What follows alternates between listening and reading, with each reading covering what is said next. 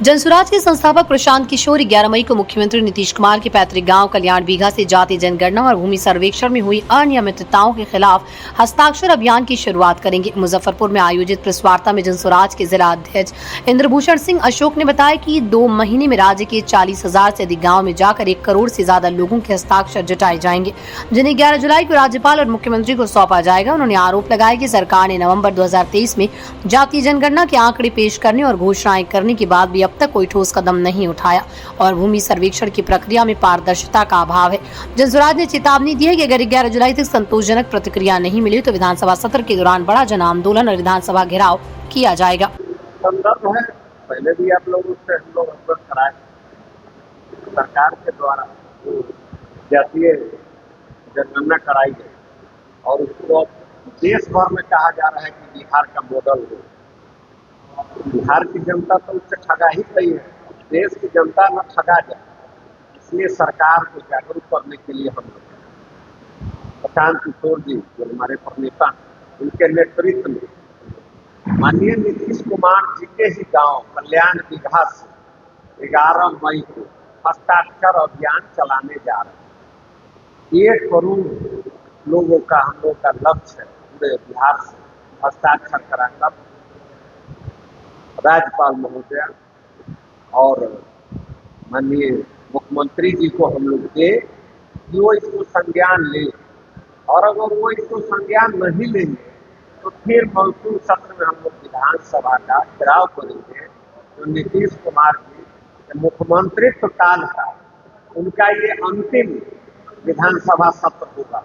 इस हस्ताक्षर अभियान का भी लक्ष्य है कि जनता देखे, समझे और जो उन्होंने धोखाधड़ी किया है सिर्फ राजनीतिक रोटी सेका जातीय जनगणना और भूमि सर्वेक्षण पर, आगे उनको मुख्यमंत्री न रहने दिया जाए। और जनसुराज के साथ जो आज जनता की लड़ाई लड़ रही है उनके द्वारा अगले साल से सरकार आकर रोजगार दे, लोगों को शिक्षा दे, पलायन रोके और बिहार भी अन्य राज्यों की तरफ हमरे का राज्य में गिनती हो और बिहार के नाम पर हमारी तीसरी पीढ़ी बिहारी है से कलंकित हो रहा है। इससे ऊपर उठाने का एक मुहिम 11 को शुरुआत हो रहा है। इसके लिए ही आज आप क्या वजह रही जो जातीय जनगणना आज तक बिहार सरकार वेबसाइट पर नहीं डाल पाई, किसी आम पब्लिक को पब्लिश नहीं कर पाई, क्या वजह है? वो देखिए, सिर्फ अपनी जातियों को जिनको वोट बैंक बनाना जानते हैं बनाकर इस्तेमाल किया है आज तक, उनके संख्या बल को अधिक दिखाया और जो गरीब, कमजोर और कम संख्या वाले जाति हैं उनको अलग अलग टुकड़े में बांटकर जातीय जनगणना करा दिया कि वो न सिर उठा दे।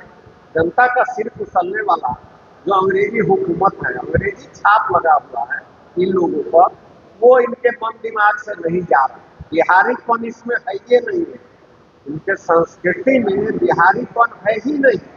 वो तो अब प्रशांत किशोर जैसे एक बेटा पैदा लिए हैं बिहार में, आईना दिखा रहे हैं पूरे देश को। बिहार की जज्बा ने गांधी जी के साथ मिलकर देश को आजाद कराया था, तो बिहार के बेटा प्रशांत किशोर अब देश के अंदर इसको भी 1 to 10 राज्य में लाने के लिए संकल्पित हो गए हैं।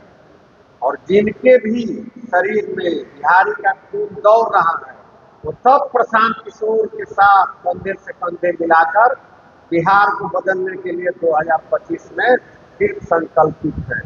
इसीलिए हम लोग उनके 16 प्रखंड में हस्ताक्षर कराकर लोगों को जागरूक करेंगे और बिहार के सरकार के द्वारा जो ठगे गए हैं भूमिहीन, घर विहीन लोग, बेरोजगार, उनको न्याय दिलाने का काम करने जा रहे हैं। बिहार में जो हुई थी वो जातीय गणना थी, अब जनसंख्या जो पूरी तरह से जनगणना जो होती भारत सरकार की, अब जातीय जनगणना को उसको शामिल कराया जा रहा है। क्या बुरा है इसमें? अगर मान लीजिए संख्या के आधार पर लोगों के लिए विकास कार्य, अगर विकास मॉडल और खास करके विकास की चीजों को अगर किया जाए, प्लानिंग करी जाए, क्या बुरा है? हम बुराई की बात नहीं